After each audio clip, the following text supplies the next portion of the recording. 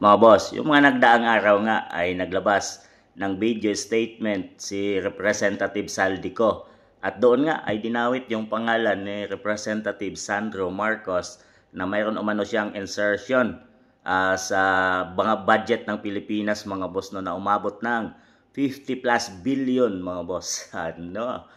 Dahil doon, nakalagad yung pangalan ni Sandro Marcos, mga boss, at naglabas siya ng statement na malinis umano siya. So, regardless of position and who are, no one is above the law. Given that I have nothing to hide, I hereby submit myself to investigation by ICI at their earliest convenience. Anyan ni Sandro Marcos. So, kung gusto daw nila na makita at wala naman daw siyang tinatago, ay kaya niyang isubmit at paimbestigahan yung kanyang sarili sa ICI, mga boss. Pero dyan may hamon si Senator Robin Padilla, mga boss. Dito ka sa Senado magpaimbestiga, kami ang magtatanong sa'yo. Alam naman siguro nating lahat, mga boss, no, na ang ICI ay binuo ni Pangulong PBBM. So siya din ang kumuha ng mga tao dyan. Siya din ang nagpundo sa ICI.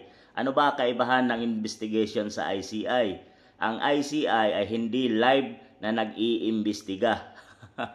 Yun ang kaibahan, di gaya sa Senado, nakita mo at live na mapapanood, mga boss. So, pag nasa Senado na magpaimbestiga itong si Sandro Marcos, sigurado makakalkal ang lahat dahil napakagaling ng mga senador. Lalo na itong si Senator Rodante Marcoleta. Napakagaling na abogado, mga boss. Sigurado kung anong may tinatago si Sandro Marcos, may tinatago man siya o wala, doon makiklear ang kanyang pangalan at makikita kung ano man ang kanyang mga tinatago. Hindi sa ICI.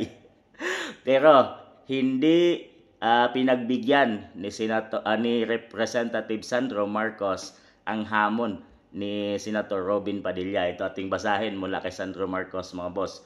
Bakit naman po ako susunod sa tawag ng isang senator na wala naman alam kung di makipagsuntukan? Kaya nga ako sa ICI nagpapaimbestiga dahil yan ang tamang ahensya na mag-iimbestiga. Imbestiga, kaya nga binubuo yan ng ating Pangulo. Ibig sabihin, mga boss, hindi siya tumugon sa hamon ni Senator Robin Padilla na sa Senado siya magpaimbestiga. At gusto lang niya sa ICI dahil hindi nga naman live mag-iimbestiga doon. At siguradong papabor ang desisyon para kay Sandro Marcos dahil ama niya ang bumuo ng ICI investigation na yan, na lahat ay tao din ni PBBM.